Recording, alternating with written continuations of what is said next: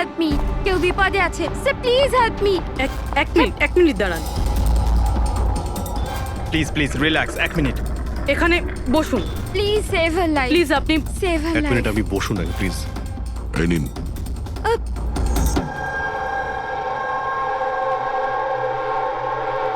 হ্যাঁ বলুন। Sir sir, আমি মেন্টাল হেলথ ফাউন্ডেশনের সুইসাইড হেল্পলাইনের ভলান্টিয়ার। আচ্ছা, যারা ডিপ্রেশনে থাকে বা সুইসাইড করার চেষ্টা করে তাদের কাউন্সেলিং করি। একটা মেয়ে কি প্রবলেম কি ছিল ওর? Domestic violence sir. স্যার ওই মেয়েটা বলছিল যে ওর স্বামী ওকে নেশা করে ওকে যা তা গালাগালি দেয়, ওকে মারধর করে, আবার ওকে ভয়ও দেখায় যে ওকে প্রাণে মেরে দেবে, আর তাও কিনা ওর সার্ভিস পিস্তল দিয়ে। সার্ভিস পিস্তল? আচ্ছা, আপনি কি করে জানলেন যে ওর কাছে যে পিস্তল আছে সেটা সার্ভিস পিস্তল? স্যার এই ওয়ার্ড ওই মেয়েটা ইউজ করেছিল, সার্ভিস পিস্তল। স্যার কোনো আর্মির বা পুলিশের লোক হবে। তা আপনি ওনাকে বললেন না যে পুলিশে কমপ্লেন করতে গিয়ে? বলেছিলাম আমি ওকে, হাসতে থাকলো, বললো পুলিশ ওকে কোনোভাবেই হেল্প করতে পারে না। আজ ও সুইসাইড করতে চলেছে, ওর পেটে 7 মাসের বাচ্চাও আছে।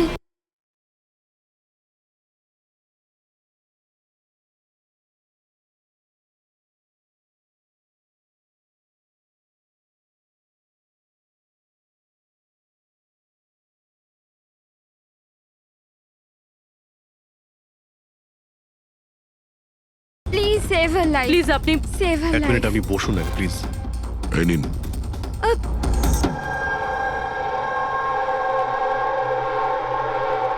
হ্যাঁ বলুন।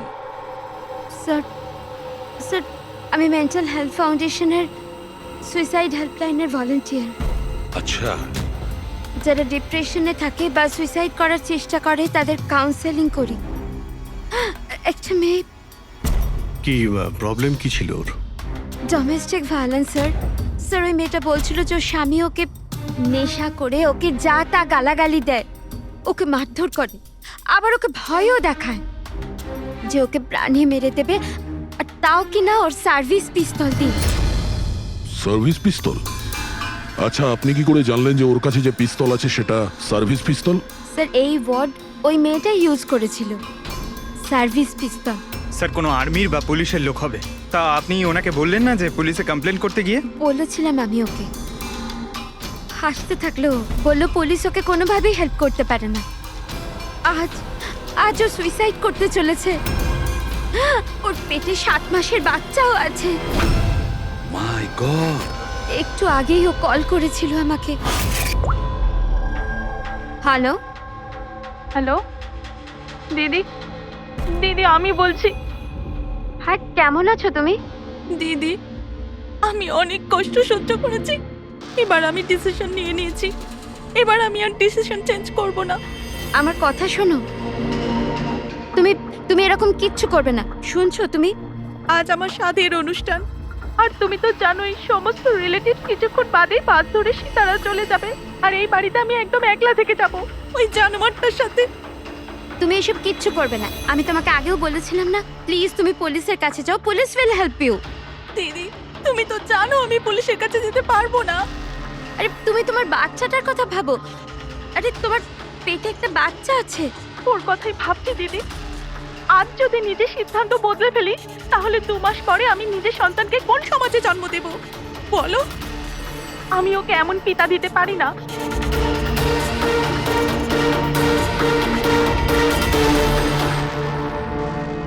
আচ্ছা, আপনি কি ওনার নাম্বারটা দিতে পারবেন? না স্যার, আমাদের সব কল এনক্রিপ্টেড হয়, ও না তো আমার কাছে পেশেন্টের না নাম আছে না নাম্বার। পেশেন্টের আইডেন্টিটি সিক্রেট থাকে। হ্যাঁ, হয়তো তারপর কেউ কলই করবে না, এটা ভেবে যে তাদেরকে নিয়ে মজা করা হবে। স্যার এই নাম্বারটা জানার জন্য তো কোর্টের অর্ডার লাগবে স্যার। না অভিজিৎ, তাতে সময় চলে যাবে, অত সময় নেই আমাদের কাছে। ওই বেচারি মহিলা এতদিন ধরে অত্যাচারিত হচ্ছে, তাছাড়া ওনার পেটে 7 মাসের বাচ্চা রয়েছে। তার উপরে আমাদের কাছে ওর ব্যাপারে কোনো তথ্যই নেই স্যার। এই ডায়েরিটা আছে আমার কাছে, ও আমাকে যে কল করে তার সব ডিটেলস আছে। আমার স্টাডির জন্য আমি নোটস বানাই, হয়তো এটা আপনাদের কোনো কাজে লাগবে। দেখি স্যার লাস্ট পেজে লেখা রয়েছে সব আত্মীয় স্বজন বাস ধরে সাতারা চলে যাবে। আমাদের কাছে শুধু মেয়েটার ব্যাপারে এইটুকুই ইনফরমেশন আছে যে ওর হাজবেন্ডের কাছে একটা সার্ভিস রিভলভার আছে। নাম্বার 2, মেয়েটার পেটে 7 মাসের বাচ্চা রয়েছে। ওই মেয়েটার ফ্যামিলি সাতারা যাবে। সমস্ত বাস ডিপোতে গিয়ে খোঁজ নাও, দেখো কোনো বাসে এমন কোনো ফ্যামিলি আছে কিনা যারা সাধের অনুষ্ঠানে যাচ্ছে, সাতারার দিকে যাচ্ছে। শহরের যত গাইনোকোলজিস্ট আছে প্রত্যেকের লিস্ট বের করো, আর দেখো এমন কোন পেশেন্ট আছে যে 7 মাসের প্রেগনেন্ট। স্যার, এটাই শেষ বাস ডিপো যেখান থেকে সাতারার বাস যায়।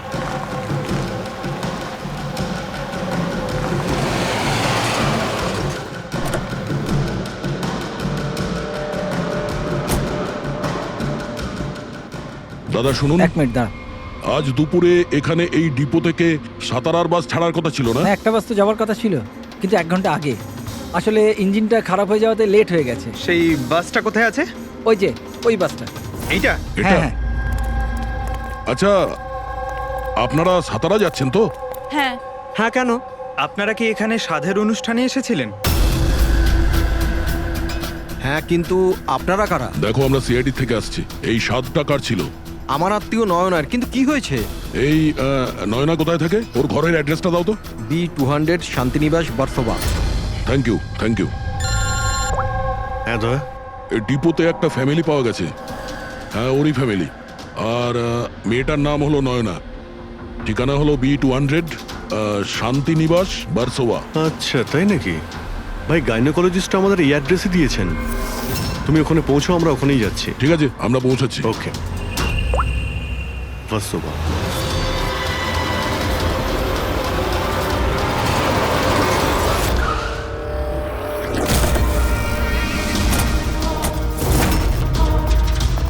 এক্সকিউজ মি, আমরা সিআইডি থেকে আসছি। এই নয়না কোথায়? সিআইডি? হ্যাঁ। স্যার, ওপরে গিয়ে ডান দিকে। কিন্তু কি হয়েছে? কি হয়েছে স্যার?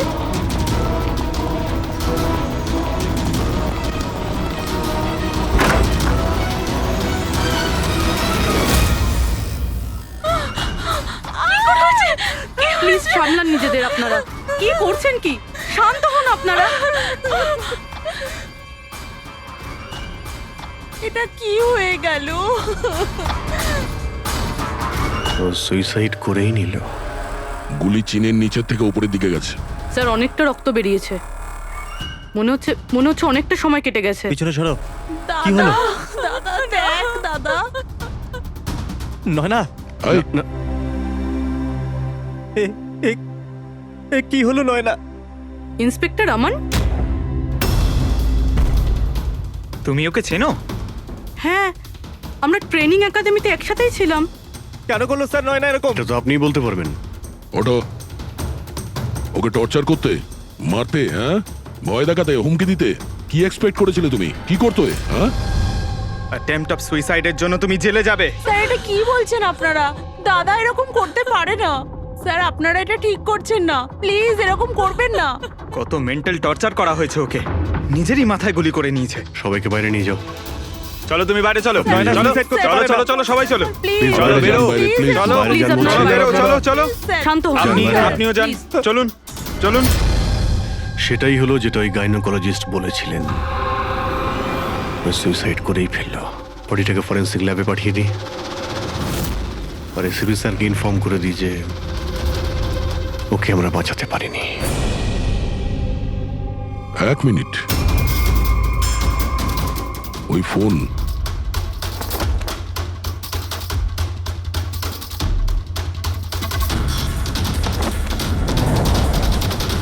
কিন্তু কোথায় যেতে পারে?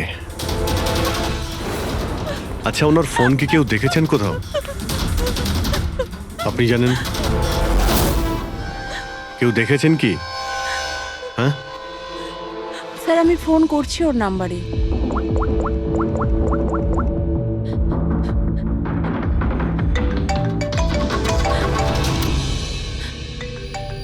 যশ বাবা, এদিকে এসো।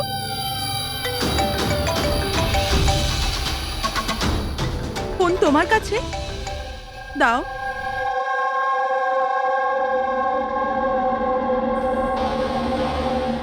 আমি এটা গেম খেলার জন্য নিয়েছিলাম কাকির ঘর থেকে।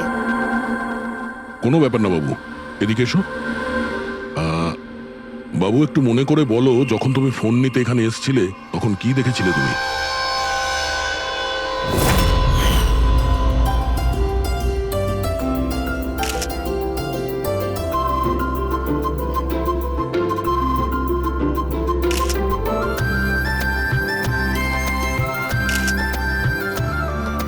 নয়না কত খুশি লাগছে তাই না? কাকি আমার সাথে মোবাইলে গেম খেলবে? গেম? এখন এখন তো এত লোকজন আছেন আর আমার ফোনটাও আমার ঘরেই পড়ে আছে, তো এখন তো খেলতে পারবো না, কিন্তু পরে খেললে হবে। হ্যাঁ। এখন না, তুমি গিয়ে ফ্রেন্ডসদের সাথে খেলো, ওকে? ঠিক আছে। যাও। আরে দাদা, বৌদির সাথে গিয়ে ফটো তুল না। হ্যাঁ আমি যাচ্ছি।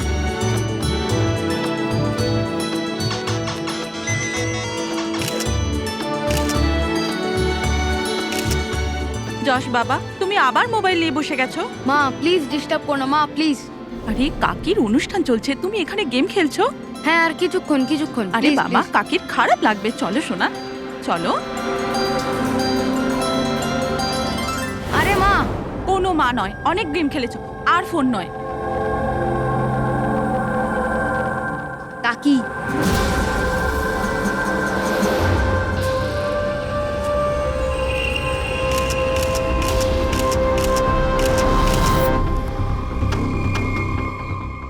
কাকির ফোন কোথায় থাকতে পারে? হ্যাঁ,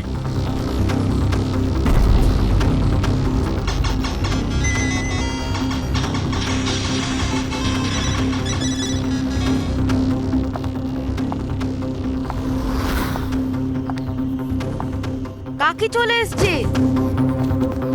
কিন্তু এরপর তুমি ফোনটা ফেরত কোথা থেকে পেলে?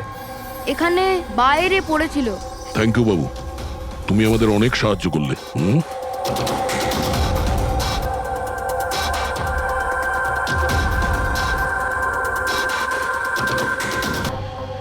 তুমি নিজে একজন পুলিশ অফিসার, তুমি তো জানো যে আমরা ইন্টারোগেশন কি করে করি। স্যার স্যার আমি ওকে ট্রেনিং এর সময় থেকে চিনি। He is one of the best officers. Sir sir আমার মনে হয় না ও এরকম করতে পারে। মানুষ পাল্টে যায় পুরবি, সব এভিডেন্স ওর বিরুদ্ধে, আর সেটা তুমি খুব ভালো করে জানো। স্যার আমার বিশ্বাসই হচ্ছে না যে আপনারা সবাই এটা ভাবছেন যে আমি নয়নার ওপরে হাত তুলেছি।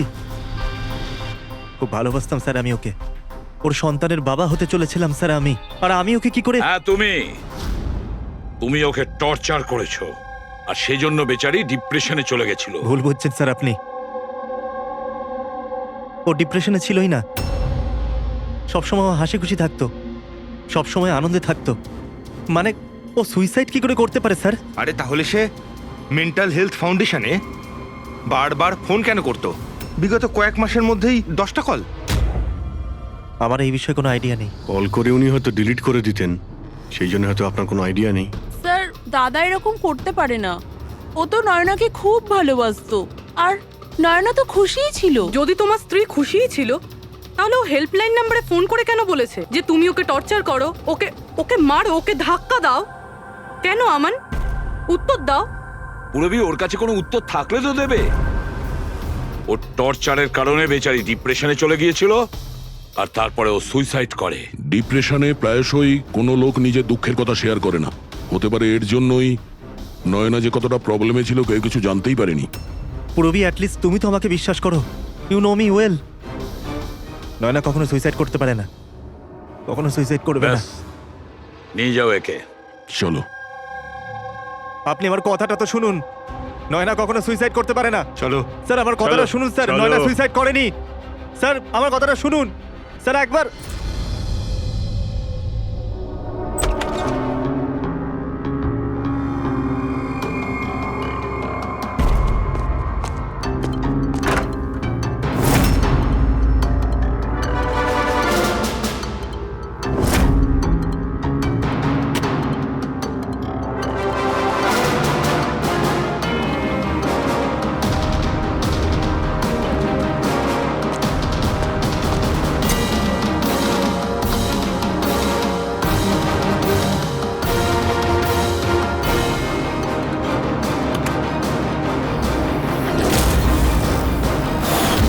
স্যার নয়না যখন সুইসাইডই করতে চাইছিল তাহলে ওর আসন্ন সন্তানের জন্য অনলাইন ওয়েবসাইট থেকে বেবি প্রোডাক্টসের শপিং কেন করেছিল? যাতে কারোর সন্দেহ না হয়। হতে পারে, কিন্তু স্যার আমার মনে হয় এটা একটু আশ্চর্য ব্যাপার স্যার। পুরো ব্যাপারটাই আশ্চর্য। তো আপনার মনে হচ্ছে যে আমার আর ভূমি এরা সত্যি বলছে? সেটা তো জানাই যাবে অভিজিৎ, কিন্তু তার আগে ওই সাতভক্ষণ অনুষ্ঠানে নয়নার যত কাছের লোক ছিল ওদের সবাইকে ডাকো। নয়নার সাথে আপনার সম্পর্ক কেমন ছিল? হ্যাঁ স্যার, খুব ভালো ছিল আর খুব ভালো মেয়ে ছিল, সব সময় খুশি থাকতো। তাহলে আপনারও কি মনে হয়েছে যে ওর সঙ্গে কোনো গন্ডগোল হচ্ছে বা কোনো সমস্যা হয়েছে? আমরা অনেক কথা বলতাম, কিন্তু কখনো মনে হয়নি যে ওর হাজবেন্ডের সাথে বা বিয়ে নিয়ে কোনো প্রবলেম ছিল। শোনো বাবা, তোমার তোমার কাকিমাকে কেমন লাগতো? ভালোবাসতেন তোমায়? হ্যাঁ, কাকি আমাদের বাচ্চাদের খুব ভালোবাসতো আর আমাকেও খুব ভালোবাসতো। উনি ওনার ফোনে আমায় গেমও ইনস্টল করতে দিয়েছিল। আচ্ছা, কাকিমা কখনো তোমাকে এমন কোনো কথা বলেছিল যেমন ওনার তোমার কাকার সাথে কোনো ঝগড়া হয়েছে অথবা ঝামেলা হয়েছে, এরকম কিছু? না, কাকি প্রেগনেন্ট ছিল তো, তাই জন্য উনি তাড়াতাড়ি রেগে যেতেন। আর মাই আমায় বলেছিল যে আমি যেন ওনাকে বিরক্ত না করি। আচ্ছা, নয়নার ব্যবহারে আপনার মানে কোনো সন্দেহ হয়েছিল? না, একদমই না। ও তো খুব খুশি ছিল, পুজোতে ফাংশনে ডান্সও করেছিল। ইনফ্যাক্ট অনেক বেশি এক্সাইটেড ছিল নিজের ফটোশুট নিয়ে। আর কোনো ছবি আছে? স্যার নয়না যতগুলো ফটো সব এর মধ্যেই আছে। ঠিক আছে, এগুলো আমরা রেখে দিচ্ছি। এখন আপনি আসতে পারেন। Thank you very much. Thank you sir. Sir, সবকিছু শোনার পরে আমার তো মনে হচ্ছে যে এ এমন সত্যি কথাই বলছে। ওর ওয়াইফ যদি এত আনন্দেই থাকে তাহলে সুইসাইড কেন করতে গেল? সেটাই তো, সুইসাইড কেন করবে? গোলমাল আছে অভিজিৎ, কিছু না কিছু গোলমাল আছে। রাধার যে কটা ইনফরমেশন দেওয়ার ছিল সব দিয়ে দিয়েছে, তবু বুঝতে পারছি। একটা কাজ করো, ওই মেন্টাল হেলথ ফাউন্ডেশনে গিয়ে ওই নয়নার ব্যাপারে যা কিছু জানতে পারবে বের করে নিয়ে এসো। ওখানকার অপারেটরদের সঙ্গেও কথা বলো, খুঁটিয়ে খুঁটিয়ে ইনফরমেশন বের করো। হয়তো এমন কোনো কথা ও জানতো নয়নার ব্যাপারে যেটা আমাদের কাজে লাগবে।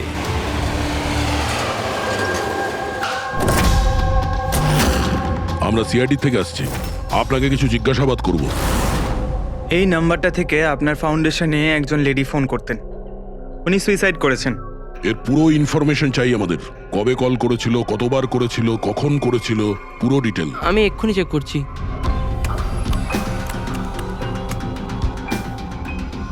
হ্যাঁ স্যার, এ অনেক কল করেছিল, শেষ 5 মাসে 10 বার। আচ্ছা, ওনার সঙ্গে কে কে কথা বলতেন? অ্যাকচুয়ালি স্যার, এনার সমস্ত কল রাধা ম্যাম হ্যান্ডেল করতেন আর উনি এখানে ভলেন্টিয়ার। যখন এনার ফার্স্ট কল এসেছিল তখনও রাধা ম্যামেরই এখানে শিফট ছিল, আর তারপর উনি যখনই এখানে ফোন করেন বলেন রাধা ম্যামের সাথে কথা আছে। এই কলারের ব্যাপারে কিছু মনে পড়ছে? কোনো বিশেষ কথা, কিছু অদ্ভুত হয়েছে? এই কলারের ব্যাপারে স্যার, হ্যাঁ স্যার, একবার হয়েছিল স্যার। এই দেখুন স্যার, একই দিনে 2 বার কল এসেছিল। তো এতে অদ্ভুত কি? আমার মনে আছে স্যার, যেদিন প্রথম কল এসেছিল।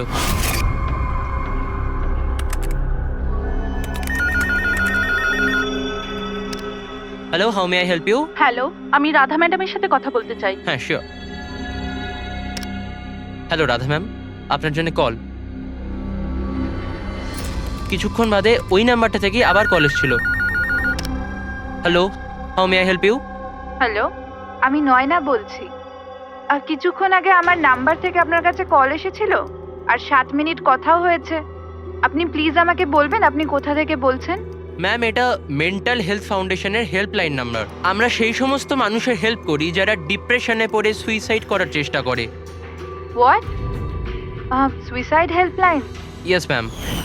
অন্য কলাররা স্যার নিজের নাম কখনোই বলে না, কিন্তু ইনি প্রথমে নিজে থেকেই বলে দিলেন। স্যার, নয়না নিজের নাম কখনো রাধাকে বলেনি, তাহলে ও হঠাৎ করে বলতে যাবে কেন? আমরা এই নম্বরের কল হিস্ট্রিটা চাই। 1 মাস আগে নয়নার ফোন থেকে কেউ একজন হেল্পলাইনে ফোন করেছিল, আর এই হলো তার রেকর্ড।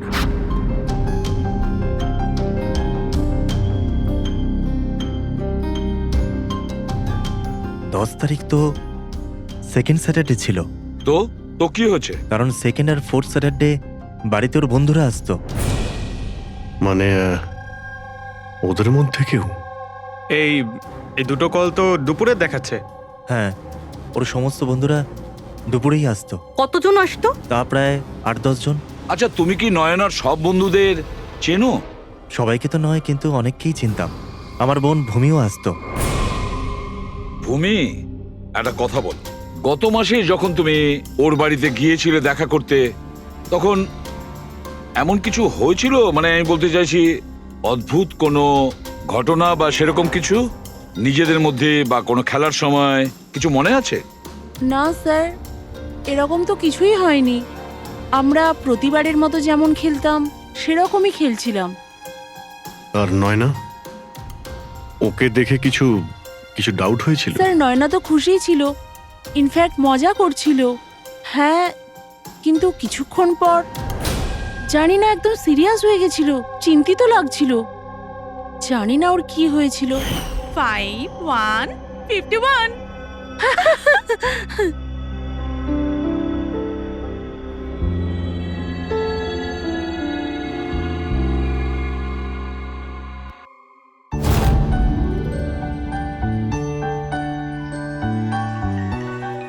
মনে হচ্ছে এর যে হবু বাচ্চা হবে না, সে খুব লাকি।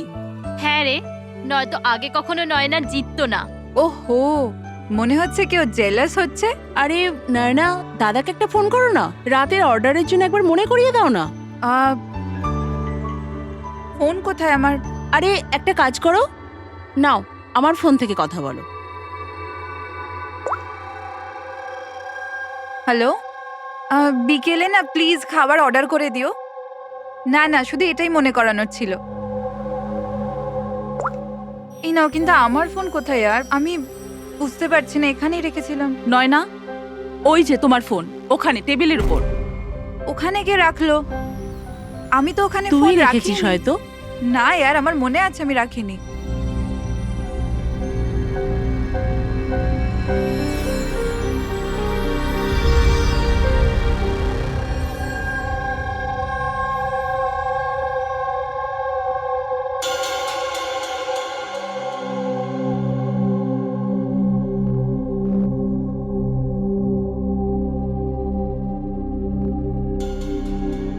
কে কল করেছিল? কি হলো? হ্যাঁ, তুই ঠিক আছিস তো? হ্যাঁ, কেন? জানবি, তোর কোনো টেনশন নেই তো? না, কোনো প্রবলেম নেই। কেন? তোদের যদি কোনো প্রবলেম থাকে তো প্লিজ আমায় বলিস। কেমন প্রবলেম? কি বলছিস তুই? তোর কি হয়েছে হঠাৎ করে? আরে কিছু হয়নি, প্রেগন্যান্সির মধ্যে এরকম মুড সুইংস হয়ে থাকে, এটা একটা ন্যাচারাল ব্যাপার। চলো আমরা সবাই খেলাটা কন্টিনিউ করি। স্যার, নয়না ভূমির ফোন থেকে আমানের সাথে কথা বলছিল দুপুর 1:03 থেকে 1:04 পর্যন্ত। 1:04 পর্যন্ত? আরে সুইসাইড হেল্পলাইনে যে প্রথম ফোন করা হয়েছিল 7 মিনিটের জন্যে, সেটা 12:57 থেকে 1:04 অবধি চলেছিল। আর সেকেন্ডটা 1:20 থেকে 1:21 পর্যন্ত। তার মানে অভিজিৎ, ওই 7 মিনিটের কলটা নয়না নিজে করেনি। কারণ ওই সময় নয়না আমানের সাথে কথা বলছিল ভূমির ফোন থেকে। এক্স্যাক্টলি। তার মানে ওই ফোনটা নয়নার কোনো বন্ধুই হয়তো করেছিল। আপনি কাউকে দেখেছিলেন ওর ফোন তুলতে বা ওর ফোন ব্যবহার করতে? না, আমি তো কাউকে দেখিনি। তার মানে ওই কলটা অন্য কেউ করেছিল। আর স্যার, নয়না যখন ওর ফোনটা খুঁজে পায় আর ওখানে লাস্ট ডায়াল আননোন নাম্বারটা চেক করে, আর তারপর যখন ওই নাম্বারে ফোন করে তখনও জানতে পারে যে ওটা কোনো সুইসাইড হেল্পলাইনের নাম্বার।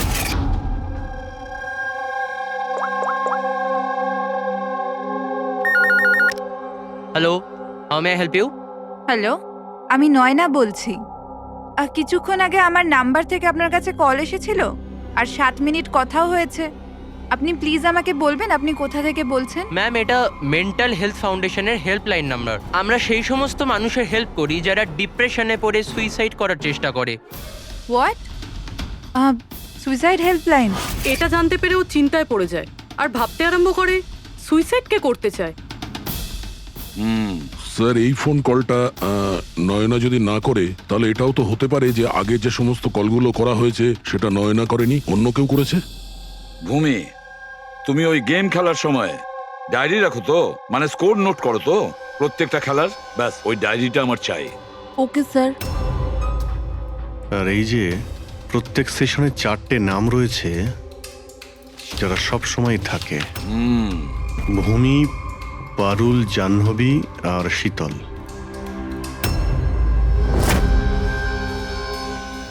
রাধা, একবার চেষ্টা করে দেখো, এই 3 জনের কথা শোনো। দেখো এই 3 জনের মধ্যে কেউ কি তোমার সঙ্গে কথা বলেছিল? আমি এসব কেন করব? আমি আমার লাইফে খুব খুশি। আমি সুইসাইড কেন করব? যদি আমি ফোন করতাম তো নিজের ফোন থেকে করতাম, নয়নার ফোন থেকে কেন?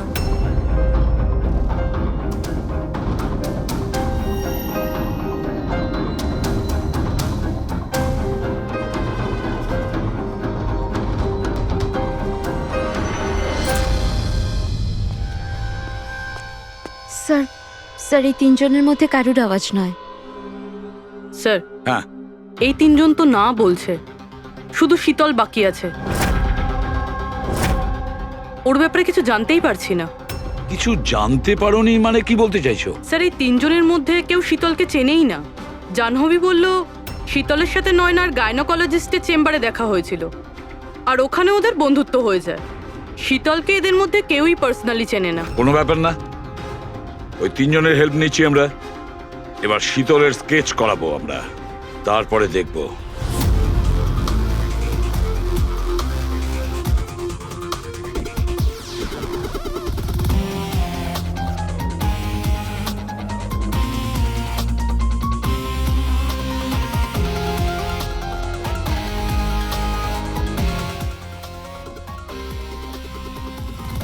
ডক্টর মিনা, এই স্কেচটা একটু মন দিয়ে দেখুন। আচ্ছা, এই মেয়েটা আপনার এখানে চিকিৎসা করাতে আসতো? I don't think so. আমার তো মনে পড়ছে না যে এরকম কোনো লেডি আমার কাছে কোনোদিন এসেছিল। কে ইনি? এর নাম শীতল। আমরা এটা বুঝতে পারি যে আপনার এখানে এত পেশেন্ট আসে যে এই সমস্ত পেশেন্টের নাম মনে রাখা তো মুশকিলের ব্যাপার। রাইট, বাট আমি আমার সব পেশেন্টদের পার্সোনালি চিনি অ্যান্ড আই এম শিওর শীতল নামের কোনো পেশেন্ট আমার কোনোদিন ছিলই না। আচ্ছা, এই যে আপনার ক্লিনিকে সিসিটিভি ক্যামেরা লাগানো রয়েছে, এর ফুটেজ আমরা পেতে পারি?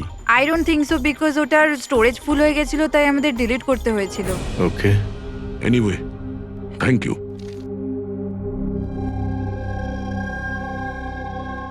মনে হচ্ছে এই শীতল কোনোদিন পেশেন্ট ছিলই না, শুধুমাত্র নয়নার সঙ্গে বন্ধুত্ব করার জন্য এসেছিল এখানে। ওর প্ল্যান ছিল নয়নার সঙ্গে বন্ধুত্ব করে ওর বাড়িতে ঢোকার। প্রফেশনাল ফ্রড মনে হচ্ছে, আটকাতে হবে ওকে।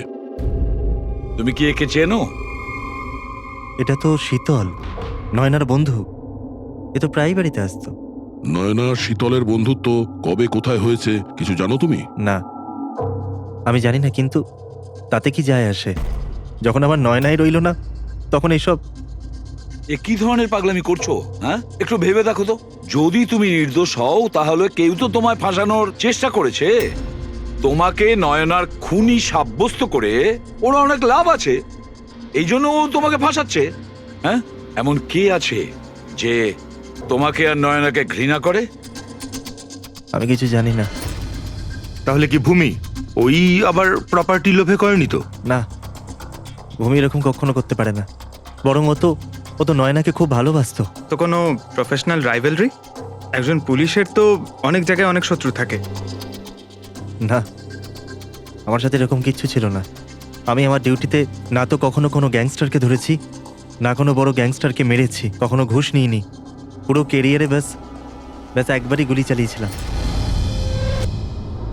কার ওপরে? কাকে গুলি করেছিলে তুমি? ছোটখাটো ফ্রড ছিল স্যার, বিশেষ। ওকে অ্যারেস্ট করতে গেছিলাম, তখনই গুলি চলে গেছিল।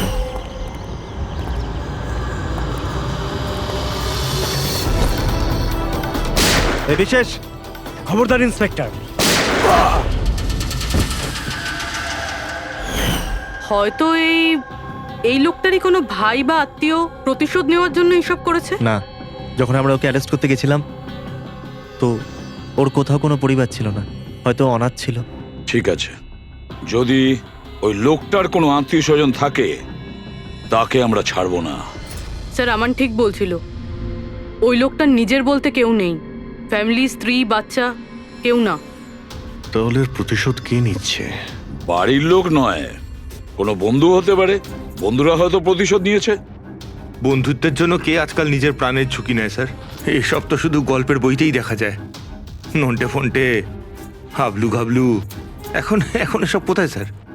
এটা কি? স্যার একটা স্টোরের চুরির ঘটনায় বিশেষের সাথে আরও একটা নাম আছে, রেখা। রেখা? দুজনে মিলে অনেক চুরি করেছে। এদের ফটো দেয়নি কেন? স্যার এরা তো ছদ্মবেশে চুরি করতো, হয়তো এই জন্যে। আর যখন বিশেষ মারা যায় তখন হয়তো এই জুটিটা ভেঙে যায় আর এই রেখা একা হয়ে যায়। রেখা? আমি জানি এই রেখা কে। স্যার আমাদের ইনফর্মার এই বাড়িটার অ্যাড্রেসে দিয়েছিল।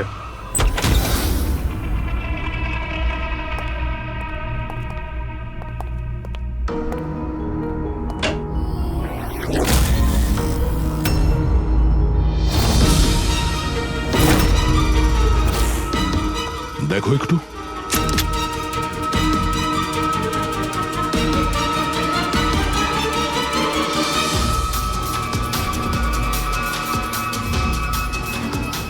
স্যার মারা গেছে, একটু উল্টা ওকে। শীতল? আমাদের সন্দেহ ঠিকই ছিল, শীতলই রেখা। কিন্তু স্যার আমরা তো ভাবছিলাম যে সব শীতল করছে। পঙ্কজ, অন্য কেউ আছে এর পেছনে। ও জানতে পেরে গেছিল যে আমরা শীতলের কাছে যে কোনোভাবেই হোক পৌঁছে যাব।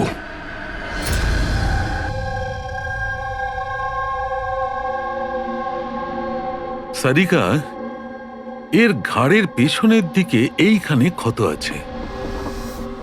এইখানে ক্ষত মানে হচ্ছে যে খুনি ওর পেছনের দিকে দাঁড়িয়েছিল। দেখো, এইখানে ছুরির ক্ষতটা আছে, তবে খুনিকে পেছনের দিকে দাঁড়িয়ে থাকতে হবে, তবেই এই আঘাতটা করতে পারবে, রাইট? হ্যাঁ স্যার, আর আমার মনে হয় ও হয়তো খুনিকে চিনতো, কারণ এই ক্ষতটা ছাড়া সারা শরীরে আর কোনো আঘাতের চিহ্ন খুঁজেই পাইনি। রাইট রাইট, সেটাও হতে পারে। তবে একটা কথা ঠিক, ও খুনিকে চিনতো বা চিনতো না, তবে একটা কথা ঠিক যে খুনি ওর পেছনে খুব কাছেই দাঁড়িয়েছিল। দেখো, এত জোরের সঙ্গে এই ছুরিটাকে ব্যবহার করা হয়েছিল যে খুব কাছেই দাঁড়িয়ে থাকতে হবে, তবেই জোরে মারতে পারবে। আর একটা কথা, এই যে ক্ষতটা আছে সেটা বলছে যে কেউ নিজের বাঁ হাতটা ব্যবহার করেছিল, কারণ যদি ডান হাত দিয়ে ছুরিটা মারা হতো তাহলে ক্ষতটা এই অ্যাঙ্গেলে হতো না। এক্ষেত্রে বাঁ হাতটা ব্যবহার করা হয়েছে। হ্যাঁ স্যার, তার মানে খুনি ডেফিনেটলি লেফট হ্যান্ডেড, তাই তো? একদম, এই খুনি লেফটি। আর দেখো, আর একটা কথা, এত জোর দিয়ে এটা ব্যবহার করা হয়েছে। সাপোজ ধরো কোনো ডান হাতি লোক বাঁ হাতে ছুরিটা নিয়ে ব্যবহার করলে তাহলে এত জোরে আঘাতটা করা সম্ভব নয়। এটা সেই করতে পারে যে বাস্তবে একজন লেফটি, নেটা। রাইট। খুনি একজন লেফটি, এটা একটা বড় ক্লু। এবার বলে দিও নাকে জনাব এসিপি সাহেবকে। আগে হ্যাঁ, প্রদ্যুম্ন সাহেব। হ্যাঁ বলো সালুকে, বলো। একটা বড় ক্লু পেয়েছি। যে ব্যক্তি এই ছুরিটা ব্যবহার করেছে সে আসলে lefty, left hander. Thank you সালুকে। সালুকে ফোন করেছিল, বলছিল খুনি লেফট হ্যান্ডেড। স্যার আমরা তো আগেই সবকিছু বলে দিয়েছি, তাহলে আমাদের এখানে আটকেছেন কেন? কেননা সত্যিটা এখনো জানা যায়নি। কাল রাতে আপনাদের সবার হাতে নয়নার ফোন গিয়েছিল। ঠিক করে মনে করে বলুন আর কি হয়েছিল। হয়তো আপনাদের মধ্যে কেউ ওকে দেখেছে বা শুনেছে অন্য কারোর সাথে কথা বলতে। ইয়শ বাবু, আই হোপ তোমার স্মৃতিশক্তি তো ভালো। কিছু মনে আছে তোমার? তুমি আমাদের সাহায্য করবে না? হ্যাঁ, কিন্তু আমি কাউকে তো দেখিনি। আচ্ছা, তোমার যা মনে আছে বলে দাও। আমি প্রমিস করছি যে আমাদের মধ্যে কেউ তোমাকে কিচ্ছু বলবে না।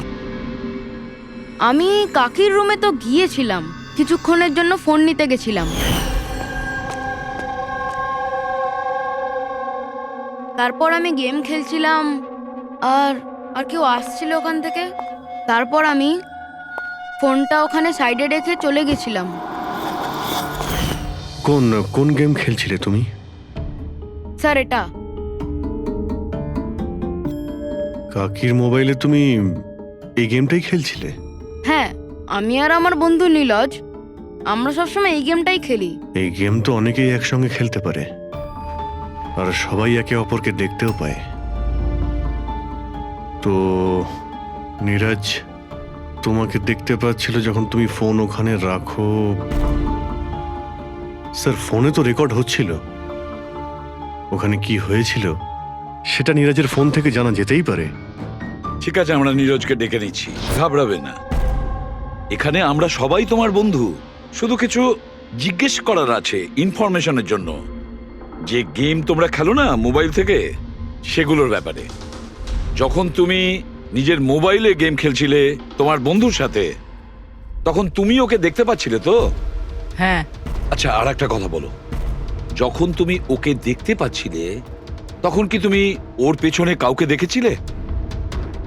না, শুধু যশই ছিল।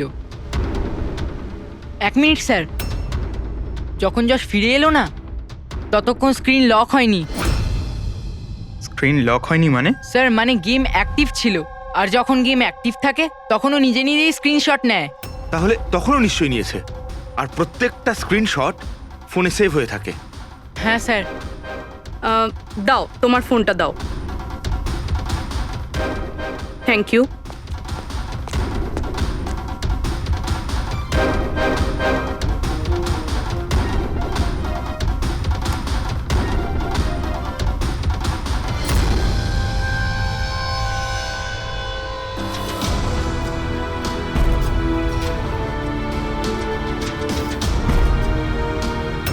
এটা কে? এটা এটা নয়না তো নয়। না, এটা নয়না নয়।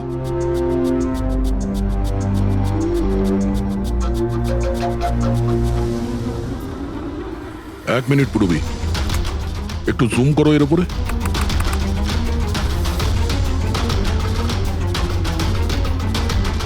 মেহেন্দি আর লেফট হ্যান্ডে এর হাতে মেহেন্দি এইভাবে কেন রয়েছে? সেটা এই কারণে অভিজিৎ, কারণ এই হাতটা যে মহিলা, সে মহিলা ওখানে বাকি সবাইকে মেহেন্দি পড়াতে এসেছিল, আর ও লেফট হ্যান্ডেড। সবার আগেও শীতলকে দিয়ে হেল্পলাইনে ফোন করায়। রাধাকে একটু কলটা ট্রান্সফার করুন না প্লিজ। হ্যাঁ, শিওর। আমি আর সহ্য করতে পারছি না দিদি। তারপর সে শীতলকে টাকা দেয় আর বলে, নয়না, তোমার রুমে তোমার জন্য তোমার কোনো আত্মীয় অপেক্ষা করছে। তার সুযোগ বুঝেই ও নয়নাকে খুন করে দেয়। কে হতে পারে এই মেহেন্দি পরা মহিলা? আমি জানি না উনি কে ছিলেন। ইনফ্যাক্ট কেউই জানে না উনি কে। নয়না বলেছিল যে শীতল ওনাকে ডেকেছিল, আর ওই নিয়ে এসেছিল নিজের সাথে। আর এটাও জানি না যে ওকে কেন আনা হয়েছিল। নিজের কাজও ঠিক করে করছিল না ও, বাজে মেহেন্দি লাগাচ্ছিল সবাইকেও। দেখ না জাহ্নবী, কিরকম মেহেন্দি লাগাচ্ছে ও, পুরোপুরি ঠিকঠাক লাগাচ্ছেও না। আপনি কি মেহেন্দি লাগাতে জানেন না নাকি? দেখে মনে হচ্ছে কেউ যেন লাগিয়ে আবার মুছে দিয়েছে। ও মেহেন্দি এত খারাপ করে লাগাচ্ছিল, তাহলে শীতল ওকে পাঠালো কেন? সবারই সন্দেহ হবে। কে হতে পারে? আমি জানি স্যার, ও আমাদের চোখের সামনেই ছিল।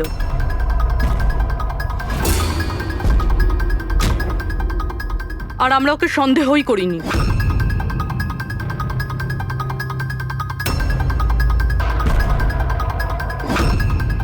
আপনি সামনে আসুন।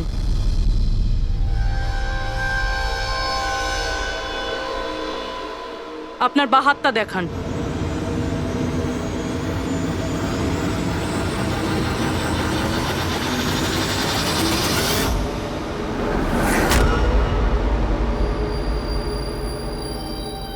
এই দেখুন স্যার। রাধা দেবী? স্যার আমি এনার ওই ডায়েরি অনেকক্ষণ ধরে দেখেছি। ওতেও কালি এভাবেই ছড়িয়েছিল যেভাবে ওনার মেহেন্দি রয়েছে। যারা লেফট হ্যান্ডেড হয় তারা যখন কোনো কাগজে লেখে তখন এইভাবেই লেখে, আর যা কিছু আগে লেখা ছিল তার ওপরেই ওর হাতটা ঘষে যায়, ফলে ওই কালি বা রং হাতে লেগে যায় যেভাবে রাধার হাতে লেগে আছে, তাই না? কেন মারলে তুমি নয়নাকে?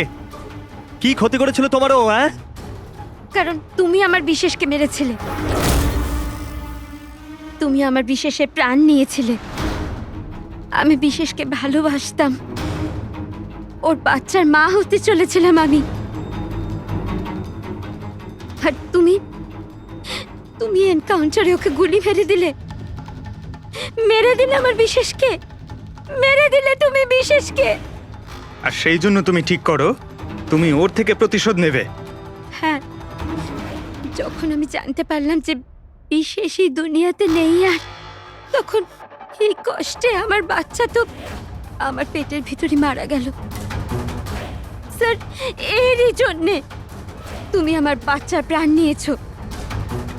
যখন আমি জানতে পারলাম নয়না মা হতে চলেছে, তখন আমার মাথায় রক্ত চেপে গেল। যে যে সুখ আমি নিচে পেলাম না, সেটা সেটা আমি নয়নাকে কি করে দিতে পারি? মেরে দিলাম আমি নয়নাকে, মেরে দিলাম ওকে। তো সেই জন্য তুমি মেন্টাল হেলথ ফাউন্ডেশনে অ্যাজ আ ভলেন্টিয়ার তুমি কাজ করতে শুরু করেছিলে। আর শীতল তোমাকে না, তুমি শীতলকে কাজ দিয়েছো নয়নার সঙ্গে বন্ধুত্ব করার জন্য। হ্যাঁ, শীতলকে আমিই পাঠিয়েছিলাম নয়নার ঘরে, যাতে ও নয়নার ঘর থেকে আমাকে ফোন করতে পারে আমার হেল্পলাইন নাম্বারে। ও আমার ব্যাপারে লোককে জিজ্ঞাসা করে। আর সাধের অনুষ্ঠানে ওই শীতলই আমাকে নয়নার ঘরে ডেকেছিল। আর আর আমি ওখানেই ছিলাম। আমার পক্ষে আর সম্ভব নয় দিদি, আমি যাচ্ছি। এখন তোমার শেষ কাজটা করো, নিচে গিয়ে নয়নাকে এখানে পাঠাও। এখনই পাঠাচ্ছি। আর হ্যাঁ, মোবাইলটা বাইরে রেখে যাও। তোমার রুমে তোমার জন্য তোমার কোনো আত্মীয় অপেক্ষা করছে। ইমন তো এবার বুঝতে পারবে একলা হওয়ার যন্ত্রণা কি। এ তো হওয়ারই ছিল। একটা মায়ের থেকে তার বাচ্চাকে কেড়ে নিয়ে ও মা হতে চলেছিল। এই জন্যই আমি নয়নাকে মেরে দিয়েছি। আর তারপর চালাকি করে আপনি নিজে সিআইডির কাছে এলেন, যাতে আমাদের আপনার উপর সন্দেহ না হয় আর আমরা অন্য কাউকে সন্দেহ করি। আর যখন তুমি দেখলে যে আমরা ওকে অ্যারেস্ট করছি না, তখন তুমি শীতলকেও মেরে ফেললে সাক্ষী নির্মূল করার জন্য। রাধা, এটা কিরকম প্রতিশোধ নিয়েছো তুমি? আইন তোমাকে কোনোদিন ক্ষমা করবে না। তোমার তো কঠোর শাস্তি হবে। সারা জীবন ধরে জেলের গড়াদের পিছনে তোমাকে কাটাতে হবে।